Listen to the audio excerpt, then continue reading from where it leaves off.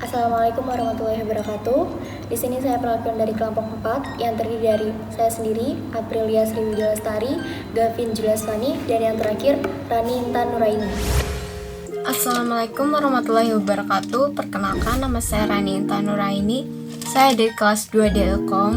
Di sini saya ingin meresum sebuah buku berjudul Kuliah Public Relation, Pengantar dan Praktik yang ditulis oleh Ropingi L. Ishak dari penerbit Stein Kediri Press.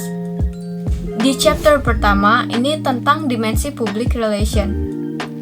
Yang pertama akan dibahas adalah pengertian public relation. Jadi menurut Public Relation Association, public relation adalah keseluruhan upaya yang dilakukan secara terencana dan berkesinambungan dalam rangka menciptakan dan menjaga goodwill atau nama baik dan saling pengertian antara organisasi dengan publiknya.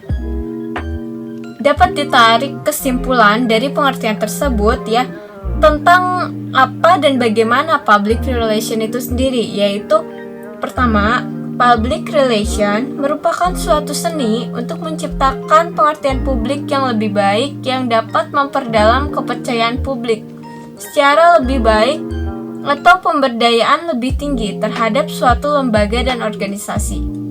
Yang kedua, public relation adalah suatu proses yang berkesinambungan dari usaha manajemen untuk memperoleh nilai baik atau goodwill dan pengertian dari pelanggan, konsumen, publik pada umumnya, termasuk para pegawai. Lalu yang kedua, di sini kita akan membahas tentang konsep dasar dari public relation. Jadi pada intinya, public relation ini senantiasa berkenaan dengan kegiatan penciptaan pemahaman melalui pengetahuan dan melalui kegiatan-kegiatan yang diharapkan akan muncul suatu dampak perubahan yang positif. Kegiatan public relation atau hubungan masyarakat dapat dikatakan secara alamiah sudah dibawa oleh manusia sejak lahir ke dunia, di mana setiap manusia ini membutuhkan perubahan yang positif setiap hari untuk mendapatkan nilai tambah dari kegiatan sehari-hari yang ia lakukan. Selanjutnya, kita akan membahas tentang karakteristik dari public relation itu sendiri. Karakteristiknya itu ada 4. Yang pertama, komunikasi dari public relation ini sifatnya adalah saling timbal balik atau dua arah. Yang kedua, public relation sifatnya ini terencana. Lalu public relation ini berorientasi pada organisasi atau lembaga dan bukan berorientasi pada produk. Sasaran dari public relation itu sendiri adalah masyarakat,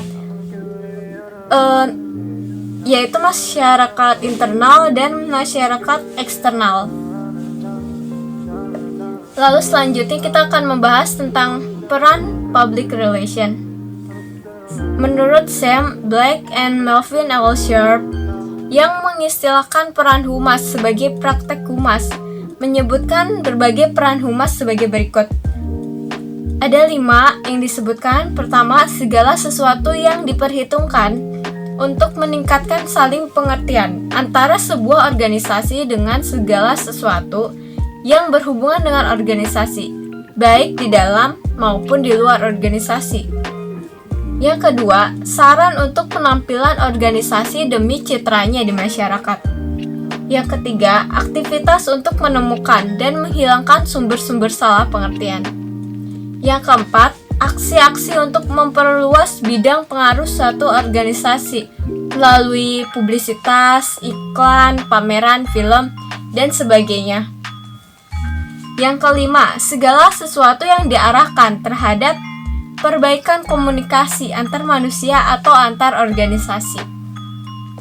Lalu di sini yang terakhir kita akan membahas pengertian publik dalam public relation. Scott and M. Gottlieb dan Alan Haas Center dalam bukunya yang berjudul Effective Public Relation menjelaskan pengertian publik, yaitu a public is simply a collective noun for a group. A group of individuals tied together some common bond of interest and sharing a sense of togetherness. Jadi artinya publik atau masyarakat itu merupakan sebuah kata benda kolektif bagi suatu kelompok orang yang sama yang terikat oleh suatu kepentingan yang sama dan menunjukkan perasaan kebersamaan. Jadi kelompok-kelompok orang dalam suatu masyarakat ini terikat oleh suatu kepentingan yang sama, itulah yang dinamakan publik dalam konteks public relation. Selanjutnya, saya akan menjelaskan chapter 2, yaitu strategi public relation. Membangun hubungan dengan media merupakan hal yang sangat penting bagi praktisi public relation. Keberhasilannya dalam melakukan tugas KPR-an dalam rangka menjangkau perhatian khalayak sangat ditentukan oleh pemahaman tentang strategi membangun hubungan dengan media, serta kepandaian dan taktik praktis public relation dalam membangun hubungan dengan media. Hubungan baik dengan media massa ini dibangun dengan menggunakan strategi komunikasi yang tepat, yaitu cara yang dilakukan dengan kelancaran komunikasi antara public relation dengan media massa. Hubungan yang baik yang dimaksud di sini adalah hubungan yang baik dengan institusi, media, dan antara public relation dengan wartawan. Hubungan yang baik dengan media massa menjadi suatu hal yang sangat penting bagi seorang public relation. Seperti tentara yang akan maju untuk berperang, dia membutuhkan pengertian dan penguasaan tentang strategi perang. Begitu juga dengan praktisi public relation. Untuk keberhasilan publisitas juga membutuhkan pengertian dan penguasaan tentang strategi membangun hubungan dengan media. Lanjut. Apa itu perusahaan? Apa itu citra perusahaan? Di sini Gonrius atau 1982 menyatakan bahwa citra adalah sangat penting bagi perusahaan jasa dan untuk sebagian besar ditentukan oleh penilaian pelanggan dari layanan yang mereka terima. Attrition dan Lidenstedt 1998 menjelaskan citra perusahaan sebagai hasil akumulasi sikap berasal dari pengalaman dan langsung atau tidak langsung komunikasi pasar. Bontis et al. Atau 2007 menegaskan reputasi perusahaan yang menjadi pendorong kesetiaan yang kuat. Bertentangan dengan ini, Cheng Slay dan Young 2008 mengamati bahwa citra perusahaan bukan merupakan prediktori kesetiaan yang kuat. Namun, Markus 1977 percaya bahwa citra perusahaan mempengaruhi pembeli dalam keputusan pembelian. Citra perusahaan diyakini untuk menciptakan efek halo pada penghakiman kepuasan pelanggan dan demikian nilai pengaruh yang dirasakan, kepuasan pelanggan dan loyalitas konatif atau adhesion dan Lidenstedt 1998. Keluhan kesan-kesan yang tersisa di benak pengguna sebagai hasil akumulasi persen, ide-ide, sikap, dan pengalaman dengan organisasi disimpan dalam memori berubah menjadi positif atau negatif. Makna diambil untuk merekonstruksi gambar dan ingat ketika nama organisasi yang digelar atau dibawa ke pikiran. Dengan demikian, citra perusahaan adalah hasil dari proses komunikasi di mana organisasi membuat dan menyebarkan tertentu pesan yang merupakan tujuan strategis mereka, misi, visi, tujuan, dan identitas yang mencerminkan nilai-nilai inti mereka bahwa mereka menghargai. Hal ini juga konsisten dengan 1993. Yang dimana visi seluruh dunia Keller dan citra merek. Dengan demikian, citra perusahaan dapat dianggap sebagai jenis citra merek di mana nama efek mengacu pada organisasi secara keseluruhan daripada yang produk tunggal atau jasa, sehingga mampu memberikan kepuasan pelanggan secara terus-menerus. Ini sejalan dengan hasil penelitian yang dilakukan oleh Ayman and Taufik 2013. Mengatakan bahwa citra perusahaan terhadap kepuasan pelanggan memiliki pengaruh positif dan signifikan. Artinya, mereka semakin baik citra perusahaan, maka semakin baik pula kepuasan pelanggan.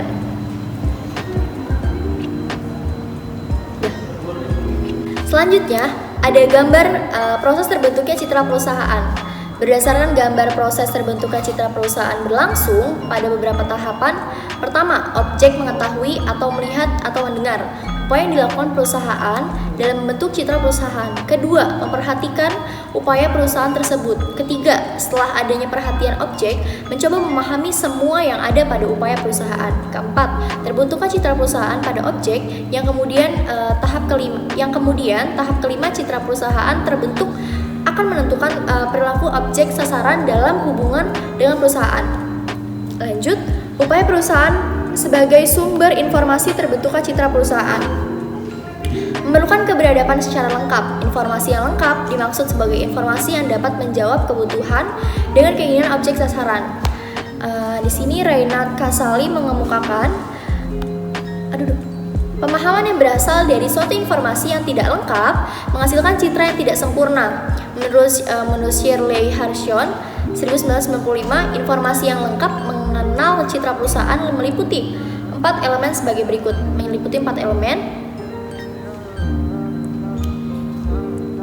Yang pertama personality, kedua reputation, yang ketiga value, dan yang keempat corporate identity. Lanjut, dapat dipahami efektivitas perusahaan dalam komunikasi dengan publik sasaran yang membentuk citra perusahaan. Penting, berisi 4 elemen yang telah dimukakan sebelumnya. Oke, lanjut lagi. Ada opini publik. Semua orang pasti pernah memberikan opininya tentang suatu hal, baik itu kepada teman, keluarga, maupun kenalan lainnya. Opini tersebut bisa positif atau negatif. Umumnya, opini berkaitan dengan erat dengan percintaan perusahaan. Opini publik adalah suatu sikap atau pendapat yang diberikan oleh masyarakat, baik secara pribadi atau anggota suatu kelompok terhadap organisasi. Opini publik berasal dari istilah dalam bahasa Inggris, yaitu public opinion. Opini publik berkaitan erat dengan masyarakat. Beberapa pakar komunikasi di Indonesia mengartikan opini publik sebagai pendapat umum. Contohnya, Astrid S. Susanto atau Guru Besar Komunikasi University Indonesia. Namun, ada pula yang mengartikan sebagai opini publik. Ada beberapa pendapat dari para ahli mengenai pengertian opini publik. Oke, yang pertama menurut Leonard Widop dalam Sunarjo 1984, opini publik adalah sikap orang-orang mengenai suatu personal. Mereka ini merupakan anggota dari sebuah masyarakat yang sama. Kalau menurut Dop, opini publik sangat berkaitan dengan sikap manusia. Jadi yang membentuk opini publik adalah sikap pribadi seseorang atau kelompok yang menjelaskan atau menceritakan pengalamannya, yaitu pengalaman yang dialami oleh kelompok itu pula. Lanjut lagi, dikarenakan oleh besarnya kemampuan opini publik terhadap kejadian pada umumnya, seperti yang sudah disebutkan di atas atau yang disebutkan sebelumnya, maka hal yang sama juga dapat terjadi suatu hal atau perusahaan atau organisasi dan kegiatan kehumasannya yang kaitannya dengan opini yang dimiliki publik terhadapnya. Misalnya adalah sebagai berikut. 1. Opini publik dapat meningkatkan atau mengecilkan citra suatu organisasi. Kedua, opini publik menentukan tingkat kepercayaan publik masyarakat terhadap suatu organisasi atau perusahaan. Dan yang ketiga, opini publik dapat mempengaruhi eksistensi atau keberadaan sebuah organisasi atau perusahaan. Lanjut, mengubah dan membentuk opini publik. Menurut Reinhard Casali, dalam bukunya Manajemen Public Relation, konsep adalah aplikasi di Indonesia tahun 2000. Pembentukan opini publik dalam proses komunikasi politik mempunyai beberapa tahapan perkembangan. Yang pertama, proses waktu. Yang kedua, ada cukupan atau luasnya publik. Dan yang ketiga, ada pengalaman masa lalu, pengalaman mengenai isu berita yang sedang menjadi pembicaraan. Yang keempat, ada tokoh atau aktor pelaku. Dan yang kelima, ada media massa.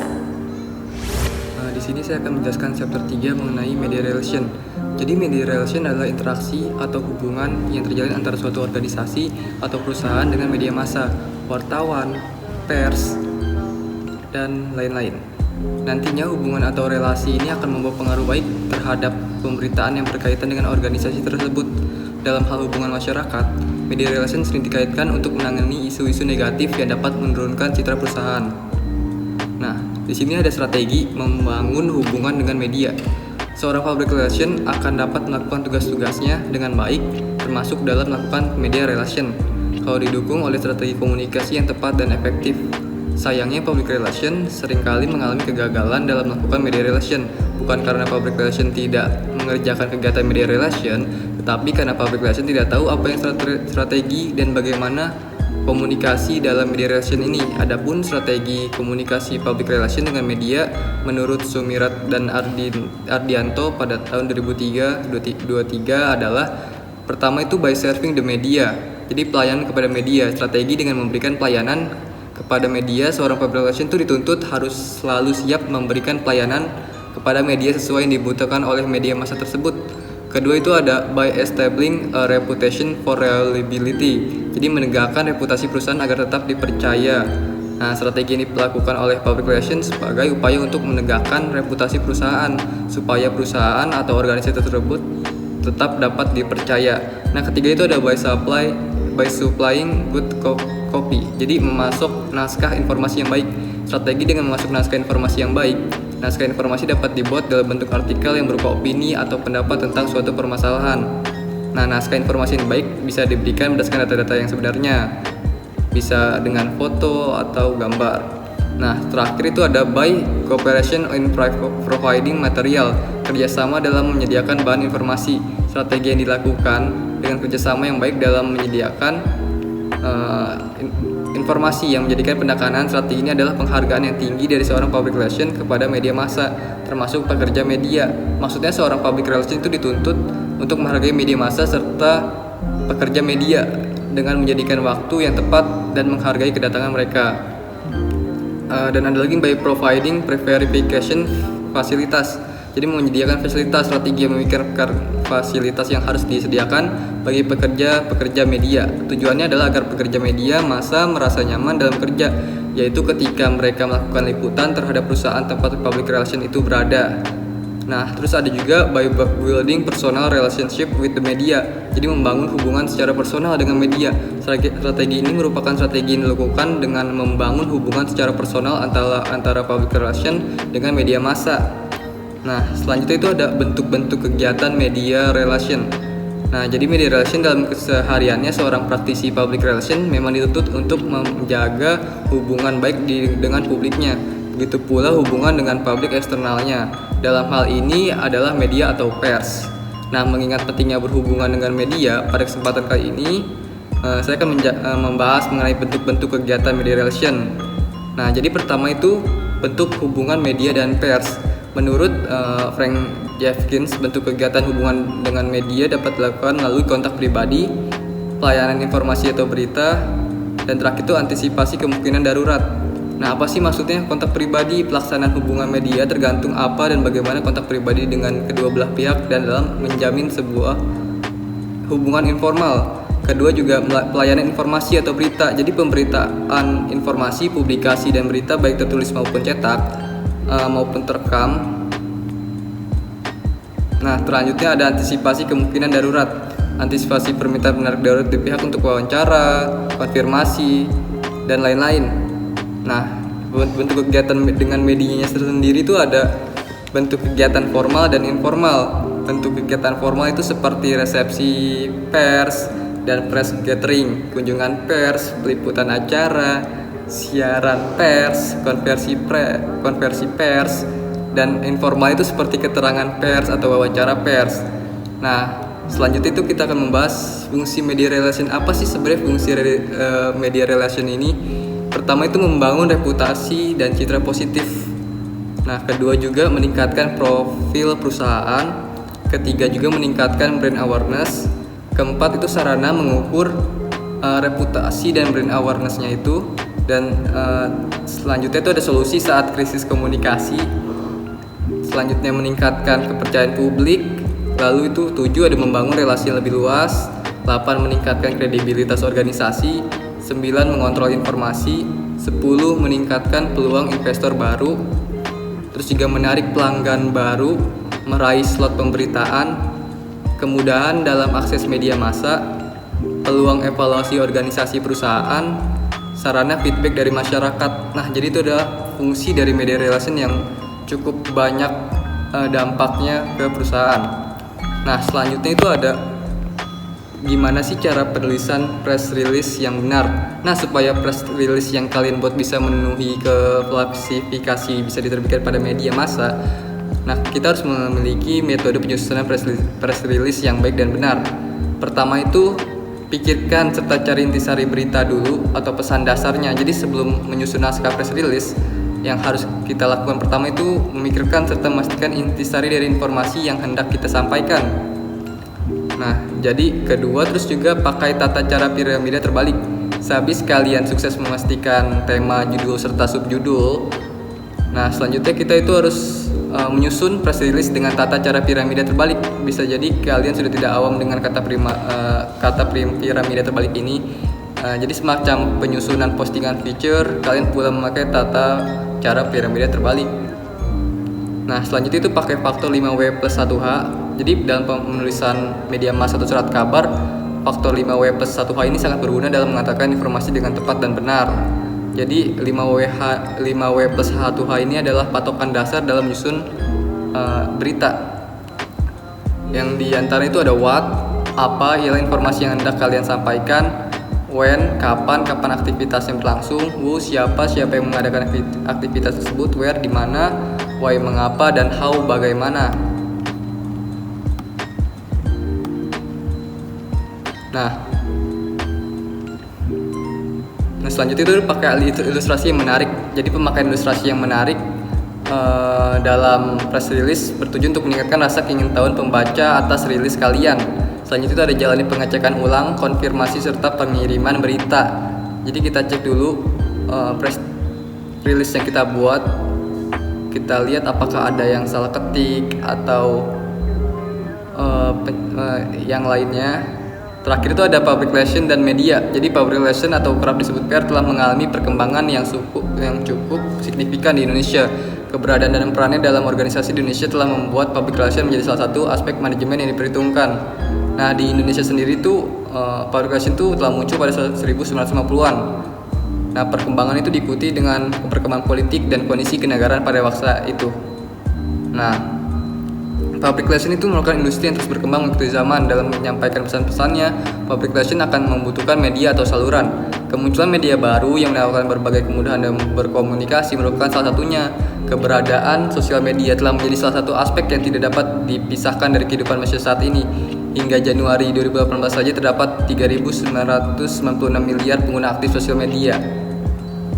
Nah, jumlah tersebut terus meningkat secara signifikan sebesar 13% dari tahun sebelumnya. Munculnya media baru ini berdampak pada bagaimana cara public relation menjaga hubungan organisasi dengan publik. Jika sebelumnya public relation hanya perlu memperhatikan media tradisional, kini public relation harus memonitor dan menganalisis semua channel, mulai dari Twitter, LinkedIn, YouTube, Facebook, Line Today, hingga grup WhatsApp dengan media online lainnya yang terus bertambah tiap harinya. Adanya penggeseran dalam penggunaan media tersebut membuat munculnya konvergensi public relation dari yang sebelumnya cenderung sebagai produser saja bertambah dengan perannya sebagai publisher. Kemudahan dalam menikmati berbagai informasi membuat konten-konten yang tidak terlalu menarik menjadi tenggelam dan sulit diterima oleh publik. Oleh karena itu, banyak organisasi mulai berlomba-lomba untuk meningkatkan penggunaan sosial media untuk bisa menonjol dibandingkan lainnya. Nah, jadi itu merupakan penjelasan dari public relation dan new media. Sekian dari saya, terima kasih.